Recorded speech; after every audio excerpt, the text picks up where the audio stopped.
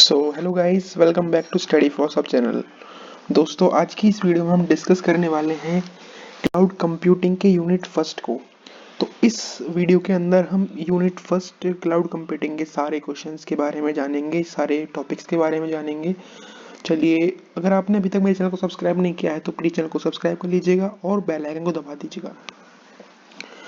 तो unit first, जिसका नाम है क्लाउड कंप्यूटिंग इंट्रोडक्शन।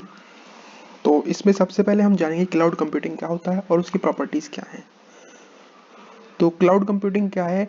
ये एक मेथड होता है जिससे हम क्या करते हैं, सारी इंफॉर्मेशन टेक्नोलॉजी किसी भी कंप्यूटर से, किसी भी सॉफ्टवेयर से, किसी भी बिजनेस प्रोसेसेस को या किसी मैसेजिंग को या कोलैबोरेशन को क्या करते हैं, उसको प्रोवाइड करते हैं यूजर्स को सर्विस की तरह, जहां पर ये यूजर को वो चाहिए होती है और जब भी चाहिए होती है। तो क्लाउड कंप्यूटिंग क्या है? It is the delivery of computing service. Cloud computing एक कंप्यूटिंग सर्विस की डिलीवरी होती है जिसमें हम सर्वर्स को, डेटाबेसेस को, नेटवर्किंग को, सॉफ्टवेयर एनालिटिक्स को और इंटेलिजेंस को इंटरनेट के ऊपर डाल देते हैं। ठीक है, ताकि जो लोग को रिक्वायरमेंट है इस सर्विस की, वो इस सर्विस का फायदा उठा पाए। To offer faster innovation, flexible resources and economics of sale. तो क्लाउड कंप्यूटिंग बेसिकली है क्या? जैसे बहुत सारी सर्विसेज होती हैं, ठीक है। क्लाउड सर्विसेज, स्टोरेज सर्विस होती है, ठीक है, नेटवर्क सर्विसेज होती हैं क्लाउड वाली।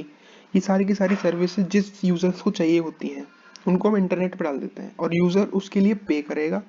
उस क्लाउड सर्विस के लिए यूजर पे करेगा, तब उसको वो क्लाउड सर्विस प्रोवाइड कर दी जाएगी। तो ये क्लाउड कंप्यूटिंग है। ये एक ऐसा मेथड है जिससे हम कंप्यूटिंग सर्विसेज को डिलीवर कर देते हैं यूजर के पास तक, जो उनकी जिसकी रिक्वायरमेंट हो उस सर्विस को क्या करना, लेना। जिसमें कि वो सर्वर, किसी पर्टिकुलर सर्वर में एक्सेस मांग रहा हो, किसी डेटाबेस को लेना चाह रहा हो, या कोई नेटवर्किंग लेना चाह रहा हो, या कोई सॉफ्टवेयर एनालिटिक्स को पकड़ना चाह रहा हो। ये सारी चीज़ों को अगर कोई यूज़र करना चाह रहा है तो वो इस तरीके से कर सकता है। कैसे? क्लाउड कंप्यूटिंग के तरीके से। क्योंकि क्लाउड कंप्यूटिंग क्या है, इसमें हम कंप्यूटिंग सर्विसेज की डिलीवरी कर रहे होते हैं। बात करते हैं प्रॉपर्टीज़ क्या है क्लाउड कंप्यूटिंग की। तो जो क्लाउड कंप्यूटिंग होती है वो यूज़र सेंट्रिक होती है, टास्क सेंट्रिक होती है, सेल्फ हीलिंग होती है। मींस उसके अंदर बैकअप्स होते हैं। सेल्फ हीलिंग मतलब किसी वजह से अगर डेटा इसका कहीं खो जाता है या डेटा इरेज हो जाता है तो बैकअप से हम उसको दोबारा से रीस्टोर कर सकते हैं। यूज़र सेंट्रिक मतलब यूज़र के हिसाब से चलने वाला है ये। टास्क सेंट्रिक मतलब टास्क टू टास्क चलता है, ठीक है। चौथा है मल्टी टेनेंसी होती है इसके अंदर, और इंटेलिजेंट होता है क्योंकि इसके अंदर डेटा का शेयरिंग भी हो सकता है और कॉस्ट का शेयरिंग भी हो सकता है अमंग यूजर्स। ये प्रोग्रामेबल होता है, इसको हम प्रोग्राम कर सकते हैं, और ये फ्लेक्सिबल होता है, मीन्स कैसे भी वर्क कर सकता है। एडवांटेजेस क्या है क्लाउड कंप्यूटिंग की? पहली एडवांटेज है कॉस्ट सेविंग होता है। मीन्स इसके लिए हमको किसी भी फिजिकल हार्डवेयर के इन्वेस्टमेंट की ज़रूरत नहीं होती है। क्योंकि ऐसा है कि भाई हमारे पास मान के चलिए कोई सर्विस है, तो हमने उसको डेवलप करने में बहुत टाइम लगाया है। अब उस सर्विस को हमें पता है कि वो सर्विस बाकी लोगों के लिए भी इम्पोर्टेंट साबित होगी, तो हमने क्या करा, इस सर्विस को एक पार्टिकुलर सब्सक्रिप्शन में डाल के क्लाउड में डाल दिया। अब कोई भी बंदा दूसरा जो आएगा उसको मेहनत करने की जरूरत नहीं है। वो जो मैंने सर्विस बनाई है उसको क्या करेगा, वो कुछ रुपए पे करके ले लेगा, जिसकी वजह से कॉस्ट सेव हो जाएगी उसकी। दूसरा स्ट्रेटेजिक एज होता है। मींस इसमें हम लेटेस्ट एप्लीकेशंस को एक्सेस कर सकते हैं बिना मनी और टाइम को स्पेंड करें इंस्टॉलेशन में। मींस हमें इंस्टॉल करने की जरूरत नहीं है, हमें तो ऑलरेडी पड़ा हुआ है क्लाउड पे, तो वहां से हम डायरेक्टली यूज कर सकते हैं। तीसरा हाई स्पीड होती है, क्योंकि हम जो भी रिसोर्सेज हमको चाहिए वो हमको फ्यूअर मिनट्स में, कम से कम टाइम में मिल जाते हैं। इस वजह से स्पीड इसकी हाई होती है। ये रिलायबल होते हैं क्योंकि इसमें जो अपडेटेड होते हैं चेंजेस, वो इंस्टेंट हो जाते हैं। Means we get instantly updated changes. अगर कोई भी चेंज हो रहा है हमारे क्लाउड के डेटा के अंदर, तो उससे हम इंस्टेंटली अपडेट हो जाते हैं। जो पांचवा है मोबिलिटी। मीन्स इंटरनेट कनेक्टिविटी के साथ हम सारी क्लाउड सर्विसेज को एक्सेस कर सकते हैं। छठा है, इसके अंदर अनलिमिटेड स्टोरेज कैपेसिटी होती है। अगर हम बात करें डिसएडवांटेजेस की, तो इसकी परफॉर्मेंस कभी कभी वेरी कर सकती है, कभी बहुत कम भी हो सकती है। इसके अंदर टेक्निकल इश्यूज हो सकते हैं। इसके पास सिक्योरिटी थ्रेट्स होते हैं, मीन्स इसको हैकर्स भी हैक कर सकते हैं, ये इसके सिक्योरिटी थ्रेट है। इंटरनेट कनेक्टिविटी अगर नहीं है तो ये इसको हम यूज़ नहीं कर सकते इस सर्विस को। और क्लाउड कंपनीज कभी कभी ऐसा करती हैं कि अगर कोई प्रॉब्लम आ रही है तो उसमें सपोर्ट नहीं दिखाती हैं, तो ये इसकी एक डिसएडवांटेज है कि lack of support by cloud computing means cloud companies. Guys अगर आपने चैनल को सब्सक्राइब नहीं किया है तो प्लीज़ सब्सक्राइब, क्योंकि यार सब्सक्राइबर्स बहुत ज़रूरी हैं। चलिए बढ़ते हैं, विजन क्या है क्लाउड कंप्यूटिंग का। किसी विजन से ही तो बनाई गई होगी क्लाउड कंप्यूटिंग। तो क्लाउड कंप्यूटिंग का विजन ये है कि इसको क्या करना है, इसको वर्चुअल हार्डवेयर प्रोवाइड करने हैं, रन टाइम एनवायरनमेंट प्रोवाइड करना है एंड सर्वर को प्रोवाइड करना है पर्सन हु नीड्स इट। इसका विजन ये है कि किसी भी बंदे को अगर कोई वर्चुअल हार्डवेयर चाहिए, कोई रन टाइम एनवायरनमेंट चाहिए और कोई सर्वर चाहिए, तो वो डायरेक्टली ले सकता है ऑनलाइन। तो its vision is to provide virtual hardware, run time environment and server to a person who needs it, जिसके पास मनी है। क्योंकि क्या करेगा ये कि बहुत सारी ऐसी चीज़ें होती हैं जो फिजिकल हार्डवेयर खरीदना पड़ेगा उसको, तो उसमें ज़्यादा पैसे लगाएगा। ये सॉफ्टवेयर खरीदना पड़ेगा फिजिकल, तो पैसे लगाएगा। इसमें ऐसा कुछ नहीं करना पड़ता, इसमें हमारा सब कुछ ऑनलाइन क्लाउड पे है और वहाँ से हम जो यूज़र है, मुझको मान के चलिए ये यूज़र है, इसको कोई सर्विस चाहिए तो यहाँ पे कुछ पे करेगा, ठीक है, तो उसको ये सर्विस मिल जाएगी। ये इसका विजन है। These whole things can be used as long as they are needed by the user. और ये इन सर्विसेज को तब तक यूज कर सकता है जब तक उसके पास उस सर्विस की रिक्वायरमेंट है, ठीक है, और उसको पे करेगा और यूज कर लेगा। तो ये इसका विजन है। इश्यूज क्या हैं क्लाउड कंप्यूटिंग के? इसके पास सिक्योरिटी इश्यूज हैं, डेटा इश्यूज हैं, इसमें कुछ परफॉर्मेंस इश्यूज हैं, एनर्जी रिलेटेड इश्यूज हैं, फॉल्ट टॉलरेंस इश्यूज हैं। इन इश्यूज को हम एक एक करके पढ़ने वाले हैं। सबसे पहले पढ़ते हैं हम सिक्योरिटी इश्यूज क्या है। कुछ सिक्योरिटी इश्यूज जो कि क्लाउड कंप्यूटिंग फेस करता है वो है डेटा इंटीग्रिटी। मीन्स इसके अंदर ये पावर नहीं होती है कि ये सेंसिटिव डेटा को कॉमन डेटा से डिफरेंशिएट कर पाए, जिसकी वजह से डेटा एक साथ रहता है और कोई भी उसको एक्सेस कर सकता है, जिससे प्रॉब्लम आ सकती है। दूसरा डेटा थेफ्ट, मीन्स कि जो डेटा है, जैसे कि यहाँ पे कोई सेंसिटिव डेटा है और उसको किसी और ने एक्सेस कर लिया, तो उसको थेफ्ट भी तो कर सकता है, उसको चुरा भी तो सकता है, जिससे बहुत ज़्यादा सिक्योरिटी आ सकती है। मतलब बहुत ज़्यादा क्या आ सकती है, सिक्योरिटी नहीं, बहुत ज़्यादा प्रॉब्लम आ सकती है। तीसरा है security on vendor level. Vendor मतलब जो कि सर्विस प्रोवाइडर है। Vendor should make sure that the server is well secured from all external threats it may come across. तो वेंडर लेवल पे सिक्योरिटी कभी कभी कम होती है, जिस वजह से क्या होना चाहिए, वेंडर जो है उसको ये श्योर करना चाहिए कि जो सर्वर है वो वेल सिक्योर्ड है सारे एक्सटर्नल थ्रेट से। सिक्योरिटी ऑन यूजर लेवल मतलब कस्टमर जो है वो भी ये चीज देखे कि उसकी वजह से कोई भी डेटा लॉस ना हो या टेम्पर ना हो। पांचवा है इंफॉर्मेशन सिक्योरिटी की सिक्योरिटी, जो भी इंफॉर्मेशन एक्सचेंज से रिलेटेड है बिटवीन डिफरेंट होस्ट और बिटवीन होस्ट एंड यूजर, वो सिक्योर होना चाहिए। मीन्स अगर मान के चलिए कोई भी इंफॉर्मेशन एक्सचेंज हुई है दो होस्ट के बीच में या होस्ट और यूजर के बीच में, तो इस तरीके से होनी चाहिए कि वो सिक्योर रहे। ये सिक्योरिटी इश्यूज हैं, और अगर ये नहीं होता है तो सिक्योरिटी इश्यूज आ सकते हैं। दूसरा डेटा इश्यूज। पहला डेटा लॉस। डेटा लॉस में मतलब अगर वेंडर मान के चलिए क्लोज हो गया है तो डेटा उस वेंडर पे नहीं रहा बाकी लोगों के यूज के लिए। डेटा लॉस मतलब इफ वेंडर इज क्लोज, अगर वेंडर क्लोज हो जाता तो क्या हो जाता है, डेटा जो है वो नहीं रहता है यूज करने के लिए। दूसरा है डेटा लोकेशन। तो it is uneasy to find where data is located. कभी कभी ऐसा होता है कि इतना अनईजी हो जाता है ये फाइंड करना कि डेटा हमारा है कहाँ, और अगर ऐसा होता है तो ये तो डेटा इश्यूज ही है ना। तीसरा है डेटा लॉक इन, मतलब कस्टमर जो होता है वो अपने डेटा को एक्सट्रैक्ट नहीं कर सकता है easily from one side to run on other. तो ये डेटा लॉक इन हो जाता है कि कभी कभी ऐसा हो जाता है कि जो कस्टमर है वो इजीली एक्सट्रैक्ट नहीं कर सकता अपने डेटा और प्रोग्राम को एक साइड से दूसरी साइड पर रन करने के लिए। चौथा है डेटा सेग्रीगेशन। मीन्स डेटा कभी कभी सेग्रीगेट नहीं होता है on basis of its attribute और कैरेक्टरिस्टिक। सेग्रीगेट मतलब क्या, अलग अलग करना या उसको ऑर्गेनाइज करना सेपरेट डेटा में। Data cannot be segregated or organized by separating data on the basis of its attribute or characteristics, as data is stored alongside one customer with another customer data। तो data segregation करना बहुत मुश्किल हो जाता है, ये data issue है। पांचवा है डेटा कॉन्फिडेंशियलिटी एंड ऑडिटेबिलिटी। कभी कभी डेटा कॉन्फिडेंशियलिटी जो होती है ये भी दिक्कत में आ जाती है, मीन्स डेटा थेफ्ट हो जाता है। डेटा इंटीग्रिटी मतलब सबसे बड़ा कंसर्न है क्लाउड डेटा के साथ में ये कि जो वेरिफिकेशन ऑफ डेटा इंटीग्रिटी है वो अनट्रस्टेड सर्वर्स के पास चली जाती है और इस सेंसिटिव डेटा के साथ डील करना नहीं आता है उन सर्विस को।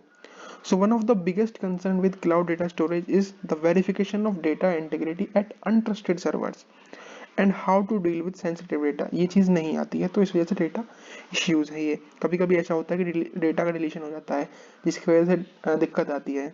कभी कभी ऐसा होता है कि सर्विस लेवल एग्रीमेंट्स जो हैं वो फॉलो नहीं होते हैं, जिससे डेटा इरेज हो जाता है। अगले है परफॉर्मेंस रिलेटेड इश्यूज। तो पहला है इसमें पुअर एप्लीकेशन परफॉर्मेंस और एप्लीकेशन हैंगअप्स। कभी कभी ऐसा होता है कि एप्लीकेशन की परफॉर्मेंस बहुत बेकार आती है, तो इससे क्या होता है कि जैसे मान के चलिए आप फेसबुक चला रहे हैं या इंस्टाग्राम चल रहा है, कभी कभी ऐसा होता है कि अचानक से उसमें कुछ लैग आ जाता है, जिसकी वजह से उसकी परफॉर्मेंस में दिक्कत आती है। तो ये जो हैंगअप्स हैं ये परफॉर्मेंस रिलेटेड इश्यूज हैं। कभी कभी ऐसा होता है कि स्लो एक्सेस होता है एप्लीकेशन पे डेटा का। कभी कभी हॉरिजॉन्टल और वर्टिकल स्केलेबिलिटी आ जाती है। वर्टिकल स्केल का मतलब होता है कि adding more resources to same computing pool, जब एक से ज़्यादा रिसोर्सेज हम एक ही कंप्यूटिंग पूल पर डाल रहे होते हैं, जिसकी वजह से परफॉर्मेंस इश्यू आ जाते हैं। हॉरिजॉन्टल स्केलिंग क्या होती है कि हम मोर मशीन डिवाइसेस को क्या कर रहे हैं, ऐड कर रहे हैं to the computing platform to handle the increasing demand. तो हॉरिजॉन्टल स्केलिंग से क्या करते हैं हम, हॉरिजॉन्टल एक्सेस से हम ये करते हैं कि हम बहुत सारी मशीन्स और डिवाइसेस को कंप्यूटिंग प्लेटफॉर्म्स पर डाल देते हैं, ताकि क्या करें, वो जो इंक्रीज डिमांड आ रही है किसी भी सर्विस को एक्सेप्ट करने की या लेने की, वो हैंडल हो सके। ठीक है, बात करते हैं एनर्जी रिलेटेड इश्यूज की।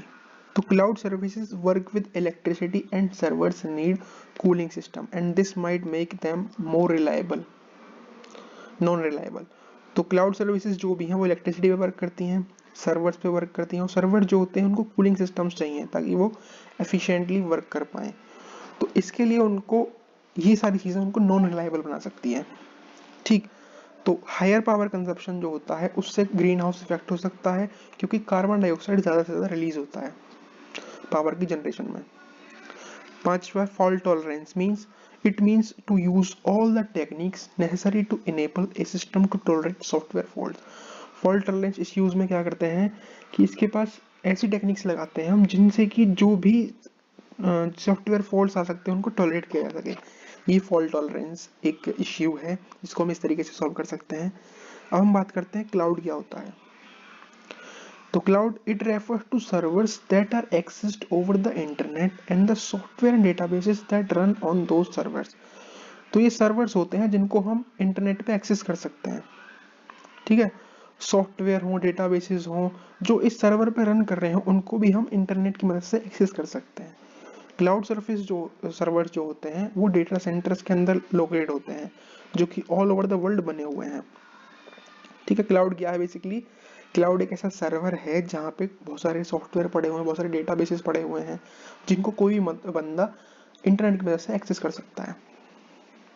बात करते हैं कंपोनेंट्स ऑफ क्लाउड की। दोस्तों अगर आपने अभी तक भाई चैनल को सब्सक्राइब नहीं किया है तो प्लीज़ सब्सक्राइब। ओके, तो कंपोनेंट्स क्या हैं क्लाउड के। सबसे पहला कंपोनेंट है क्लाउड सर्विस कंज्यूमर्स या एंड यूजर्स। तो क्लाउड सर्विस कंज्यूमर्स को हम एंड यूजर्स भी बोलते हैं और क्लाइंट भी बोलते हैं। तो क्लाइंट को हम तीन कैटेगरीज में डिवाइड करते हैं। पहले होते हैं मोबाइल क्लाइंट, दूसरे होते हैं थिन क्लाइंट, तीसरे होते हैं थिक क्लाइंट। तो मोबाइल क्लाइंट कौन से होते हैं, मोबाइल क्लाइंट्स वो क्लाइंट्स होते हैं जो कि एप्लीकेशंस को अपने लैपटॉप से चला रहे होते हैं, स्मार्टफोन से चला रहे होते हैं, और इनके लिए सबसे ज़्यादा डिमांड होती है हायर स्पीड की और सिक्योरिटी की। ठीक है, तो क्लाउड कंज्यूमर्स कौन कौन होते हैं, पहले हैं cloud consumer components of cloud कौन कौन से हैं। क्लाउड कंज्यूमर होता है, दूसरा क्लाउड सर्विस प्रोवाइडर होता है, क्लाउड कंज्यूमर होता है एंड यूजर यानी कि क्लाइंट। ठीक है, तो इसको हम तीन कैटेगरीज में डिवाइड करते हैं, मोबाइल क्लाइंट, थिन क्लाइंट और थिक क्लाइंट। मोबाइल क्लाइंट वो होते हैं जो कि एप्लीकेशन को लैपटॉप से चला रहे होते हैं, जिनके लिए सबसे ज़्यादा डिमांड होती है स्पीड और सिक्योरिटी की। थिन क्लाइंट्स वो होते हैं जो कि सर्वर्स के ऊपर डिपेंडेंट होते हैं। थिक क्लाइंट्स होते हैं जो कि सेल्फ सफिशिएंट होते हैं इन टर्म्स ऑफ एक्सेसरीज, उनके पास अपनी एक्सेसरीज जो भी उस पर्टिकुलर डेटा को एक्सेस करने के लिए चाहिए वो सफिशिएंट अमाउंट में है। दूसरा है क्लाउड सर्विस प्रोवाइडर। तो agent which host the servers in the cloud and deliver services to end user. ये वो एजेंट्स होते हैं जो कि सर्वर्स जो कि क्लाउड पे हैं उनको होस्ट करते हैं और जितनी जो भी सर्विसेज एंड यूजर को चाहिए होती है एंड यूजर्स को, उनको डिलीवर करते हैं। जैसे कि गूगल है, अमेजोन है, माइक्रोसॉफ्ट है, ये सब क्लाउड सर्विस प्रोवाइडर्स हैं, क्योंकि ये सर्विस को होस्ट कर रहे होते हैं जो कि किसी भी यूजर को चाहिए। तीसरा इंटरनेट मीडियम, जिसकी मदद से कोई भी यूजर सर्वर से क्या ले सकता है, सर्विस ले सकता है। चौथा data centres. Data centre servers के कलेक्शन होते हैं जहाँ पे एप्लीकेशंस और जो भी डेटा का स्टोरेज है वो क्या होता है, हाउस्ड होता है या रखा हुआ होता है।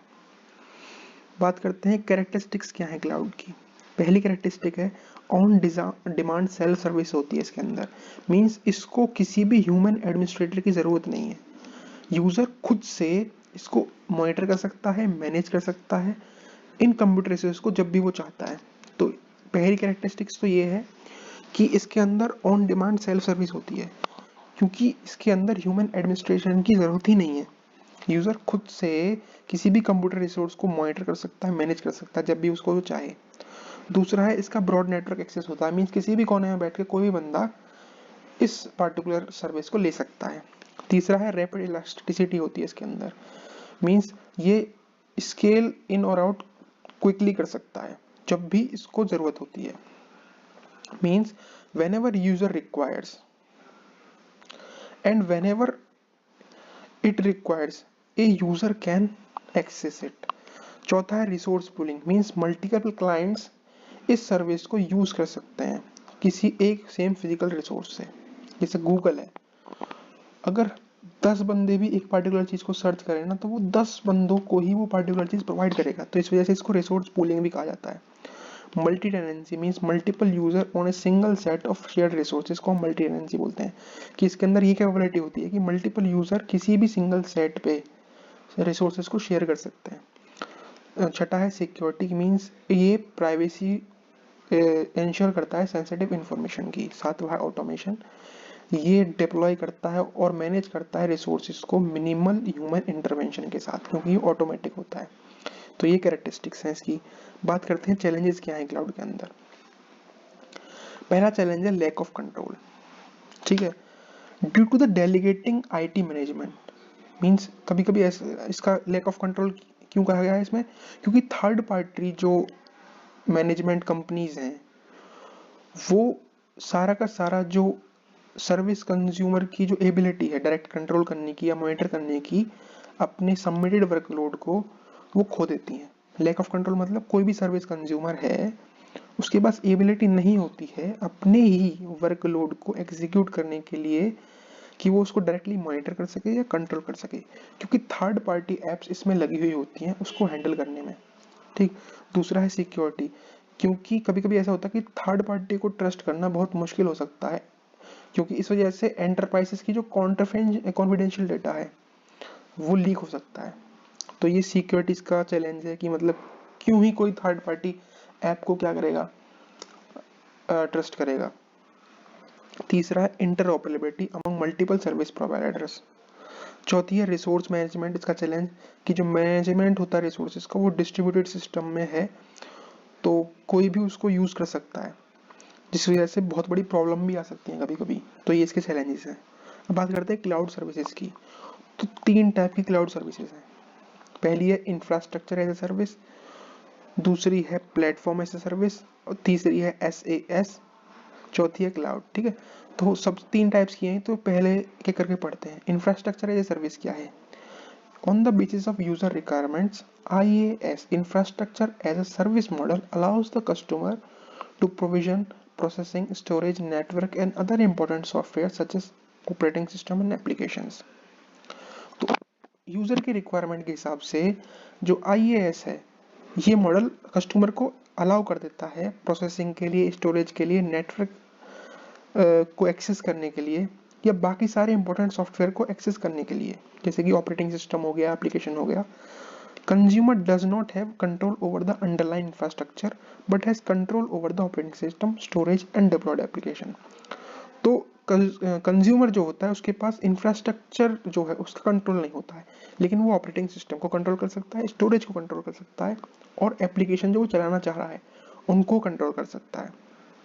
ये इंफ्रास्ट्रक्चर है सर्विस है, इसको हम अगली यूनिट में विस्तार से पढ़ेंगे, तब आप बहुत अच्छे से समझ पाएंगे। फिलहाल आप इतना समझिए कि ये क्या होता है, इसमें कंज्यूमर के पास कंट्रोल नहीं होता है अंडरलाइन इंफ्रास्ट्रक्चर को कंट्रोल करने का, वहीं ये कंट्रोल कर सकता है ऑपरेटिंग सिस्टम को, स्टोरेज को और एप्लीकेशंस को। इंफ्रास्ट्रक्चर एज ए सर्विस में, जहाँ पे इंफ्रास्ट्रक्चर को ही सर्विस की तरह दिया जा रहा है। ठीक है, बात करते हैं प्लेटफॉर्म एज ए सर्विस का। तो PaaS मॉडल जो है, it provides capacity to the customer to deploy the customer created application into the cloud infrastructure using programming language or tools supported by the cloud provider। तो PaaS model की full form है platform as a service model. ये जो model है ये customer को capacity दे देता है जिससे कि वो उन कस्टमर क्रिएटेड एप्लीकेशंस को डिप्लॉय कर सकता है क्लाउड इंफ्रास्ट्रक्चर में with the help of programming language या टूल्स जो भी उस क्लाउड प्रोवाइडर के द्वारा सपोर्ट किए गए हों। दूसरा है कंज्यूमर के पास इनके अंदर कंट्रोल होता है डिप्लॉयड एप्लीकेशंस पे। ठीक है, अब बात करते हैं, ये सॉल्यूशंस भी प्रोवाइड करता है for integrated cloud computing into existing applications and services. Platform as service क्या है, ये किसी पार्टिकुलर प्लेटफॉर्म को सर्विस की तरह दे रहा है। इसके पास ये पावर होती है कि ये सॉल्यूशन प्रोवाइड कर सकता है क्लाउड कंप्यूटिंग को एग्जिस्टिंग एप्लीकेशन सर्विसेज के साथ इंटीग्रेट करने में। बात करते हैं सॉफ्टवेयर एज सर्विस की। ठीक, सॉफ्टवेयर एज ए सर्विस की अगर हम बात करें तो ये जो मॉडल है ये कस्टमर्स को इनेबल करता है जिससे कि वो प्रोवाइडेड एप्लीकेशन जो है उसका यूज कर सकें जो कि क्लाउड इंफ्रास्ट्रक्चर पर होस्टेड है। तो this model enables the customer to use the provided application hosted on the cloud infrastructure। Means इसमें हम सॉफ्टवेयर को सर्विस की तरह यूज कर सकते हैं। कस्टमर के पास कंट्रोल नहीं होता है क्लाउड इंफ्रास्ट्रक्चर का, लेकिन उनके पास लिटिल कंट्रोल होता है एप्लीकेशन कॉन्फ़िगरेशन सेटिंग्स का। Applications are accessible from the client device. इसके अंदर जो एप्लीकेशंस हैं वो क्लाइंट डिवाइस से एक्सेसिबल हो सकती हैं, सच एज थिन क्लाइंट और वेब इंटरफेस यानी कि वेब ब्राउजर इंटरफेस। ये हमारा क्या है, सॉफ्टवेयर सर्विस है। मीन्स इसके पास जो ये जो मॉडल है ये कस्टमर्स को इनेबल करता है प्रोवाइडेड एप्लीकेशंस को यूज करने में। इसमें कंज्यूमर के पास क्लाउड इंफ्रास्ट्रक्चर का कंट्रोल नहीं होता है। एप्लीकेशन जो होती हैं वो एक्सेस कर सकता है क्लाइंट अपने डिवाइसेस से। बात करते हैं बेनिफिट्स क्या हैं क्लाउड के। तो पहला बेनिफिट ये है कि complete control over cloud usage for administration is possible. इनके अंदर किसी भी एडमिनिस्ट्रेटर के पास किसी भी क्लाउड यूसेज को कंट्रोल करने का कंप्लीट कंट्रोल होता है। दूसरा, ट्रायल एरर कन्फिगरेशन जो होता है उनको हम आसानी से कर सकते हैं। इसके अंदर ट्रायल और एरर कन्फिगरेशन टेस्ट जो होते हैं उनको हम क्लाउड्स में कर सकते हैं। तीसरा, अनलिमिटेड IT सर्विस को हम डिलीवर कर सकते हैं डिमांड में, जब भी कितनी भी डिमांड हो हम अनलिमिटेड IT सर्विसेज को डिलीवर कर सकते हैं क्लाउड के अंदर। चौथा है significant reduction in the cost of IT data centres. जितने बहुत ज़्यादा IT डेटा सेंटर चाहिए, ऐसा होता है कि किसी स्टोरेज को करने के लिए बहुत सारे अलग अलग IT डेटा सेंटर चाहिए, लेकिन इसमें ऐसा नहीं है, इसमें हम क्लाउड में डाल देते हैं सारा कुछ, तो ये इसकी कॉस्ट को ख़त्म कर देता है। ये वेंडर लॉकिंग को अवॉइड करता है। छठा, ये रिसोर्सेज और IT डेटा सेंटर्स को इंक्रीज करता है। It helps in the increase in the utilization of resources of IT data centers। सातवां है कि ये इंक्रीज करता है ऑपरेशनल एफिशिएंसी और रिसोर्सेज की इन द IT सेंटर। तो नोट्स तो मैं आपको अपने टेलीग्राम चैनल पर दे दूंगा, तो वहाँ से जाकर देख लीजिएगा, तो आपको बहुत इजीली समझ में आ जाएगा। इवोल्यूशन के बारे में बात करते हैं, ये इंपॉर्टेंट है बहुत कि इवोल्यूशन कैसे हुआ था हमारे क्लाउड कंप्यूटिंग का। तो क्लाउड कंप्यूटिंग क्या है, cloud computing basically computer services को रेंट करने की एक टेक्निक है। तो ये जो आइडिया था ये सबसे पहले आया था 1950 में, और इस तरीके से ये डायग्राम दिया हुआ है ना, इस तरीके से ये पूरा का पूरा 2007 तक चला। 1950 से स्टार्ट हुआ, 2007 तक ये चलता रहा और आज भी चल रहा है। तो 1950 में सबसे पहले डिस्ट्रीब्यूटेड कंप्यूटिंग आई, फिर मेन फ्रेम कंप्यूटिंग आई, फिर क्लस्टर कंप्यूटिंग, फिर ग्रिड कंप्यूटिंग, फिर वर्चुअलाइजेशन, फिर वेब 2.0, फिर सर्विस ओरिएंटेशन, फिर यूटिलिटी बेस्ड, फिर क्लाउड कंप्यूटिंग। इनको एक करके पढ़ते हैं। सबसे पहले पढ़ते हैं डिस्ट्रीब्यूटेड सिस्टम्स क्या था। डिस्ट्रीब्यूटेड सिस्टम्स जो थे इनमें रिसोर्सेज जो थे वो शेयर करे जाते थे। In distributed system, resources were shared which were open to all and it can also detect faults. But the main problem was that all the plan has to be in the same location. Distributed system में क्या था, हम सारे resources को share कर सकते थे, सारे resources ही सबके लिए open थे। इसके पास ये भी एबिलिटी थी कि कोई फॉल्ट आ रहा है तो उसको डिटेक्ट भी कर सकता है। लेकिन मेन प्रॉब्लम ये थी कि सारे जो भी रिसोर्सेज हैं वो एक ही लोकेशन पे होनी चाहिए और उसके जितने भी कंज्यूमर्स हैं वो भी एक लोकेशन पे होने चाहिए। तो ये इसकी मेन प्रॉब्लम थी। इस प्रॉब्लम को सोल्व करने के लिए मेन फ्रेम आया, क्लस्टर आया और ग्रिड कंप्यूटिंग आई। तो डिस्ट्रीब्यूटेड सिस्टम 1950 में स्टार्ट हुआ था। बात करते हैं मेन फ्रेम की। तो मेन फ्रेम आया 1950 में, जो बहुत ज़्यादा पावरफुल था और रिलायबल था। वो लार्ज डेटा को हैंडल कर सकता था और इसके अंदर हाई फॉल्ट टॉलरेंस था। इसकी प्रॉब्लम क्या थी कि ये कॉस्टली था। इस प्रॉब्लम को ओवरकम करने के लिए क्लस्टर कंप्यूटिंग आई एक्सिस्टेंस में। ठीक, उसके बाद क्लस्टर कंप्यूटिंग आई। क्लस्टर कंप्यूटिंग आई 1980 में। तो क्लस्टर कंप्यूटर में कहा था कि हर एक मशीन को हम एक क्लस्टर के साथ कनेक्ट कर देते थे।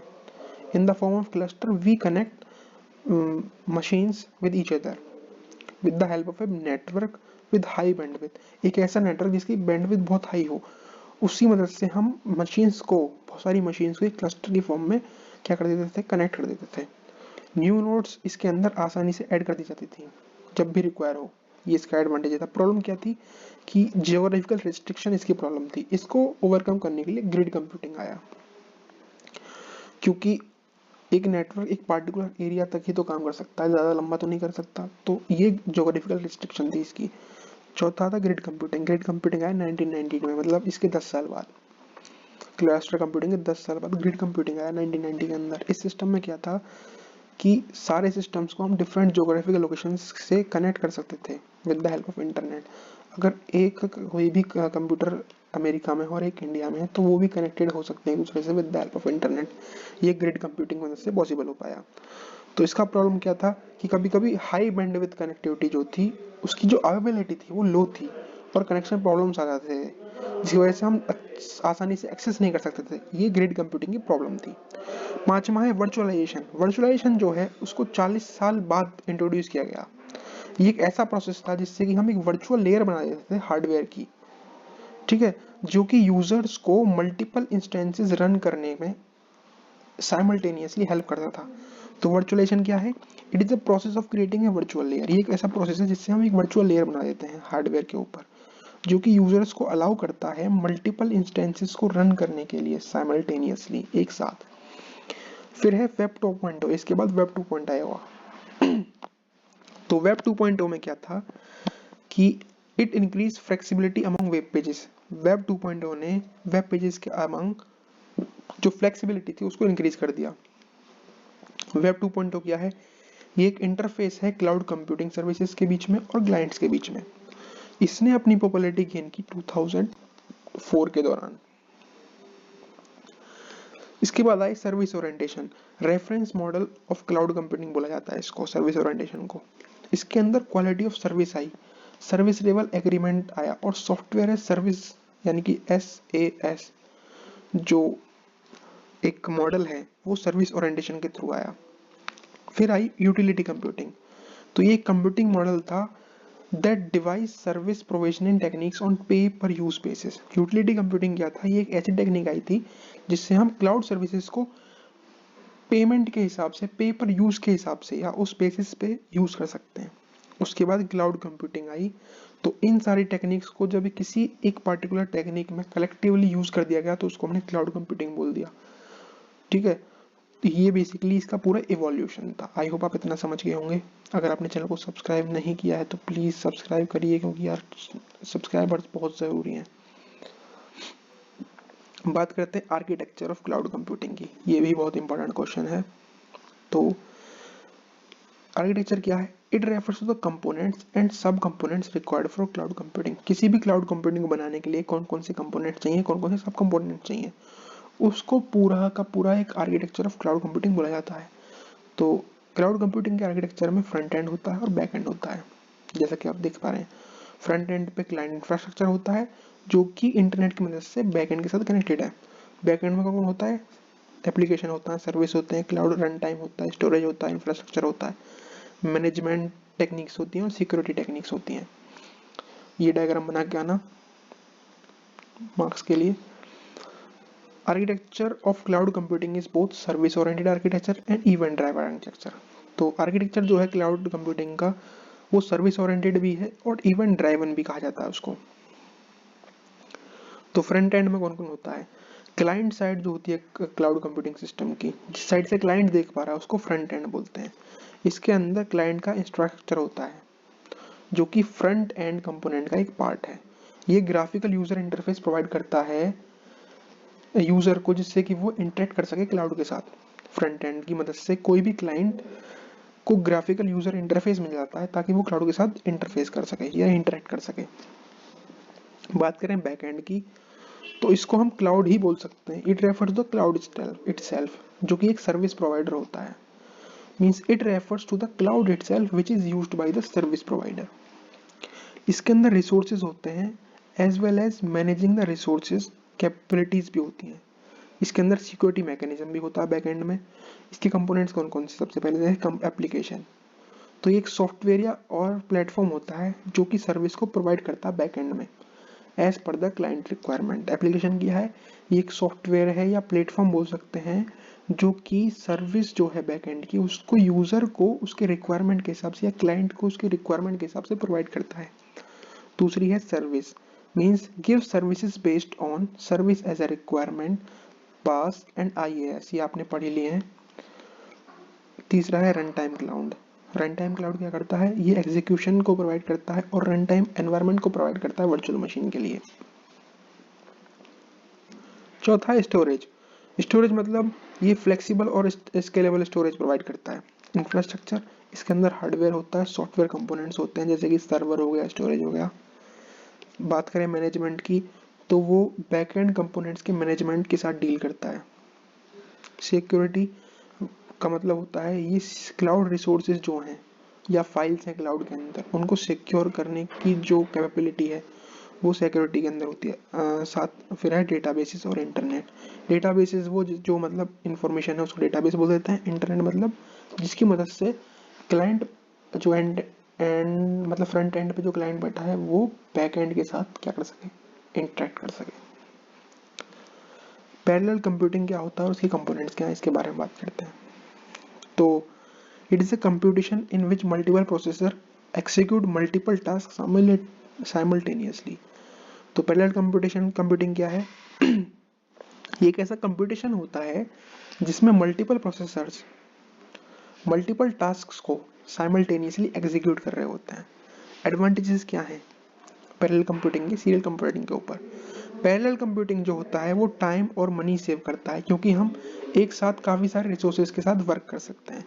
सीरियल कंप्यूटिंग जो होता है वो पोटेंशियल कंप्यूटिंग पावर को वेस्ट करता है, जिसकी वजह से वो क्या कर देता है, हार्डवेयर के साथ बेटर वर्क कर लेता है।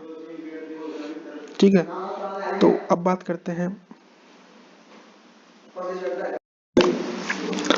ये कंपोनेंट्स का डायग्राम है, इसको आप देखिएगा।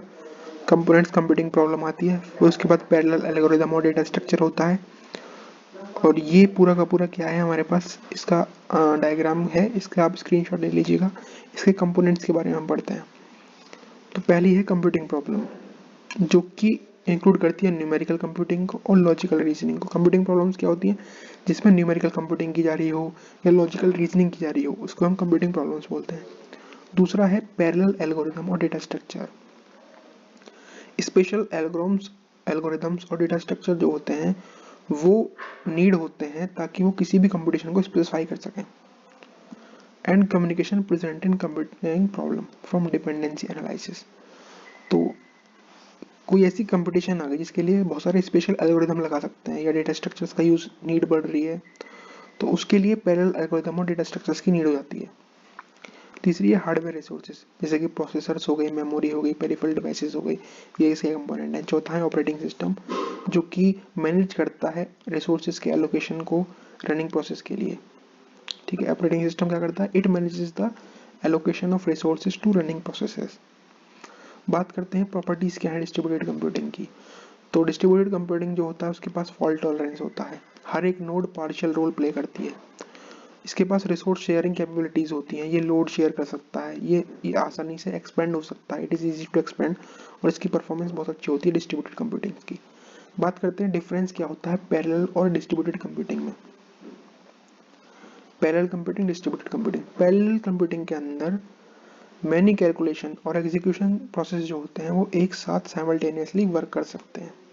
वहीं डिस्ट्रीब्यूटेड की बात करें, इसमें मल्टीपल कंप्यूटर्स जो कि कनेक्टेड होते हैं वो एक्शन परफॉर्म करते हैं by passing message to each other. Distributed computing में क्या होता है कि बहुत सारे कंप्यूटर जो एक दूसरे से कनेक्टेड हैं वो एक्शन परफॉर्म करते हैं with the help of passing messages to each other. और पैरेलल कंप्यूटिंग में बहुत सारे कैलकुलेशन एक साथ कंप्यूट हो रहे होते हैं। पैरेलल कंप्यूटिंग एक ही कंप्यूटर के अंदर हो जाती है। डिस्ट्रीब्यूटेड कंप्यूटिंग जो होती है वो मल्टीपल कंप्यूटर्स के थ्रू होती है। पैरेलल कंप्यूटिंग में मल्टीपल प्रोसेसर्स जो हैं वो एग्जीक्यूट करते हैं मल्टीपल टास्क को एक ही समय पे। डिस्ट्रीब्यूटिंग कंप्यूटिंग में मल्टीपल कंप्यूटर्स परफॉर्म करते हैं एक किसी भी टास्क को एक टाइम पे। पैरेलल कंप्यूटिंग में शेयर्ड मेमोरी होती है। डिस्ट्रीब्यूटेड कंप्यूटिंग में हर एक कंप्यूटर के पास अपनी एक मेमोरी होती है। पैरेलल कंप्यूटिंग के लिए बस कम्युनिकेशन के लिए यूज होती है, और अगर हम बात करें डिस्ट्रीब्यूटेड कंप्यूटिंग की तो उसमें नेटवर्क को हम कम्युनिकेशन के लिए यूज करते हैं। आई होप इतना आप समझ गए होंगे। चलिए बात करते हैं आर्किटेक्चर क्या है डिस्ट्रीब्यूटेड कंप्यूटिंग का। तो डिस्ट्रीब्यूटेड कंप्यूटिंग को हम दो इसेंशियल कॉन्सेप्ट्स में डिवाइड करते हैं। पहला है सॉफ्टवेयर आर्किटेक्चर, दूसरा है सिस्टम आर्किटेक्चर। बात करते हैं सॉफ्टवेयर आर्किटेक्चर की। तो ये एक लॉजिकल ऑर्गेनाइजेशन होता है सॉफ्टवेयर कंपोनेंट्स का और उनके इंटरेक्शन का विद ईच अदर। ठीक है, तो सॉफ्टवेयर आर्किटेक्चर क्या है? ये एक लॉजिकल ऑर्गेनाइजेशन है सॉफ्टवेयर कंपोनेंट्स का, उनके इंटरेक्शन का विद अदर स्ट्रक्चर्स। ये लोअर लेवल पे होता है सिस्टम आर्किटेक्चर से। ठीक है, इसको हम चार डिफरेंट सब पार्ट्स में डिवाइड करते हैं। पहला है लेयर्ड आर्किटेक्चर, जहाँ पे लेयर के हिसाब से पूरा का पूरा वर्किंग हो रही होती है। पहली लेयर, दूसरी लेयर, तीसरी लेयर। ठीक है, तो it works in layer means it separates components into units. इसमें कंपोनेंट्स को यूनिट्स में बांट दिया जाता है। रिक्वेस्ट जो है वो टॉप से डाउन फ्लो करती है और रेस्पॉन्स जो है वो बॉटम से अप फ्लो करता है लेयर आर्किटेक्चर में। ऑब्जेक्ट बेस्ड आर्किटेक्चर क्या होता है? ऑब्जेक्ट बेस्ड आर्किटेक्चर में हर एक कंपोनेंट ऑब्जेक्ट की तरह बिहेव करता है और इंटरेक्ट करता है एक दूसरे से इंटरफेस की मदद से। तीसरा है डेटा सेंटर आर्किटेक्चर। तो डेटा सेंटर आर्किटेक्चर जो होता है हमारे पास सॉफ्टवेयर आर्किटेक्चर में, वो सेंट्रल डेटा रिपोजिटरी पे वर्क करता है। मींस जितनी भी कम्युनिकेशन होगी ऑब्जेक्ट्स के बीच में वो एक data storage, central data storage system के थ्रू होगी। चौथा है इवेंट बेस्ड। तो इवेंट बेस्ड में जो होता है, इवेंट बस होती है। जब भी कोई इवेंट होगा तो इवेंट बस के थ्रू नोटिफिकेशन आ जाएगी और जो भी इंफॉर्मेशन उसको हम प्रोवाइड कर सकते हैं। ये इवेंट बेस्ड में होता है। मान के चलिए ये 10 कंप्यूटर्स हैं, इसमें कोई एक इवेंट हुआ, ये सारे के सारे बस से कनेक्टेड है। इसमें कोई इवेंट हुआ और इसको यहाँ से कोई इन्फॉर्मेशन चाहिए तो वो यहाँ पे नोटिफिकेशन प्रोवाइड करेगा और ये जो बस है वो इसको सर्विस प्रोवाइड कर देगी। ये इवेंट बस में हो रहा है। दूसरा है सिस्टम आर्किटेक्चर। सिस्टम आर्किटेक्चर जो है वो दो टाइप के हैं, क्लाइंट सर्वर आर्किटेक्चर और peer to peer architecture. Client server क्या होता है? जहाँ पे जितना भी वर्क प्रोसेस हो रहा है वो क्लाइंट और सर्वर के बीच में हो रहा है।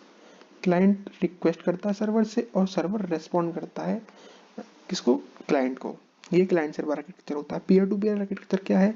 इसमें कोई भी सेंट्रल कंट्रोल नहीं होता है। पीयर टू पीयर आर्किटेक्चर में क्लाइंट सर्वर में सेंट्रल कंट्रोल होता है सर्वर के पास में। पीयर टू पीयर में कोई भी सेंट्रल कंट्रोल नहीं होता क्योंकि उसमें सर्वर इंक्लूड ही नहीं हो रहा है। इस पीयर टू पीयर आर्किटेक्चर में हर एक नोड दूसरे नोड से क्या कर रही होती है? इंटरेक्ट कर रही होती है। ये एक कंप्यूटर है, ये दूसरा कंप्यूटर। ये कंप्यूटर जब इससे सर्विस मांगनी होगी तो ये सर्वर की तरह बिहेव करेगा और ये क्लाइंट की तरह। वहीं जब इस कंप्यूटर को इस वाले कंप्यूटर से क्या चाहिए, इन्फॉर्मेशन चाहिए, तो ये क्या करेगा? ये सर्वर की तरह बिहेव करेगा और जिसको रिक्वेस्ट कहिए वो क्लाइंट की तरह बिहेव करेगा। तो ये पीयर टू पीयर आर्किटेक्चर में होता है। चलिए बात करते हैं डायनेमिक क्लाउड इंफ्रास्ट्रक्चर क्या होता है। An architecture in which computing clients can access standardized RT resources to deploy new application services, computing resources rapidly without re-engineering their entire infrastructure. Dynamic cloud infrastructure एक ऐसा इंफ्रास्ट्रक्चर होता है जिसमें कि जो कंप्यूटिंग क्लाइंट्स होते हैं वो किसी भी स्टैंडर्डाइज्ड आईटी रिसोर्सेज को एक्सेस कर सकते हैं ताकि वो कोई नई एप्लीकेशन बना पाएं, नई सर्विस बना पाएं या कोई भी रिसोर्स को कंप्यूट कर पाएं बिना री इंजीनियरिंग करे, बिना इनिशियल से स्टार्ट करे। इसको हम डायनेमिक क्लाउड इंफ्रास्ट्रक्चर बोलते हैं। ठीक है, इंफ्रास्ट्रक्चर। तो डायनेमिक क्लाउड इंफ्रास्ट्रक्चर क्या है?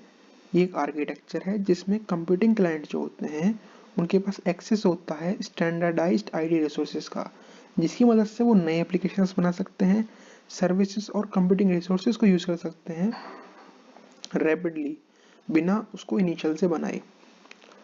तो इसके अंदर सर्विस और एसेट मैनेजमेंट की कैपेबिलिटी होती है, ये एनर्जी एफिशिएंट होते हैं, ये सिक्योर होते हैं और इनके अंदर इलास्टिसिटी होती है, मींस ये अडेप्ट कर सकते हैं और रेस्पॉन्ड कर सकते हैं रिस्क और अपॉर्चुनिटीज को। टेक्नोलॉजीज कौन कौन सी यूज होती हैं डिस्ट्रीब्यूटेड कंप्यूटिंग में? तो रिमोट प्रोसीजर कॉल यूज होता है, ये एक फंडामेंटल एब्स्ट्रैक्शन होता है जिससे हम एग्जीक्यूशन ऑफ प्रोसीजर को क्लाइंट के रिक्वेस्ट पे इनेबल कर सकते हैं। रिमोट प्रोसीजर कॉल क्या है? ये एक फंडामेंटल एब्स्ट्रैक्शन है जिससे अगर कोई क्लाइंट रिक्वेस्ट कर रहा है, जब भी कोई क्लाइंट रिक्वेस्ट करता है तो ये फंडामेंटल एब्स्ट्रैक्शन जो होता है वो प्रोसीजर को एग्जीक्यूट करने की जो पावर है वो इनेबल कर देता है। ये रिमोट प्रोसीजर कॉल जो होती है वो क्लाइंट सर्वर मॉडल पे होती है, क्योंकि क्लाइंट क्या करता है, कोई प्रोसीजर को कॉल कर रहा है और सर्वर उस प्रोसीजर कॉल के साथ रेस्पॉन्ड कर रहा है। इसीलिए रिमोट प्रोसीजर कॉल को हम क्लाइंट सर्वर मॉडल ही बोलते हैं और क्लाइंट सर्वर बेस्ड मॉडल बोलते हैं। दूसरा है डिस्ट्रीब्यूटेड ऑब्जेक्ट फ्रेमवर्क। ये डिस्ट्रीब्यूटेड कंप्यूटिंग के लिए टेक्नोलॉजीज हैं जो यूज होती हैं। पहली है रिमोट प्रोसीजर कॉल, दूसरी है डिस्ट्रीब्यूटेड ऑब्जेक्ट फ्रेमवर्क। तो डिस्ट्रीब्यूटेड ऑब्जेक्ट फ्रेमवर्क क्या है? ये एक ऐसी टेक्नोलॉजी है जो कि अलाउ करती है, it is a technology that allows many different products using many different standards to work together and share information effortlessly across many different networks। ये एक ऐसी टेक्नोलॉजी होती है जो अलाउ करती है बहुत सारे डिफरेंट प्रोडक्ट्स को जिन्होंने डिफरेंट स्टैंडर्ड्स का यूज किया है वो एक साथ वर्क कर सकें और इन्फॉर्मेशन को एफर्टलेसली शेयर कर सकते हैं बाकी सारे डिफरेंट नेटवर्क्स में, मतलब डिस्ट्रीब्यूटेडली सारा काम हो रहा हो, उसको हम डिस्ट्रीब्यूटेड ऑब्जेक्ट फ्रेमवर्क बोलते हैं। नोट्स टेलीग्राम चैनल में मिल जाएंगे, तो वहाँ से जाकर देख लीजिएगा, ज़्यादा दिक्कत नहीं आएगी। अभी फिलहाल आप इस पर ध्यान दीजिए। इलास्टिसिटी क्या होती है क्लाउड कंप्यूटिंग में और उसके एडवांटेजेस क्या हैं? इलास्टिसिटी का मतलब होता है कि कोई भी क्लाउड जो कि इजीली अडॉप्ट कर सके, रेस्पॉन्ड कर सके रिस्क को और अपॉर्चुनिटीज को जब भी सिस्टम डिमांड करे। एक ऐसा क्लाउड जिसके पास एडेप्टेबिलिटी हो किसी भी एनवायरनमेंट में काम करने की, सारे रिस्क को वो रेस्पॉन्ड कर पाए और अपॉर्चुनिटीज को वो ग्रैब कर पाए जब भी सिस्टम डिमांड कर रहा हो। इसके एडवांटेजेस क्या हैं इलास्टिसिटी की?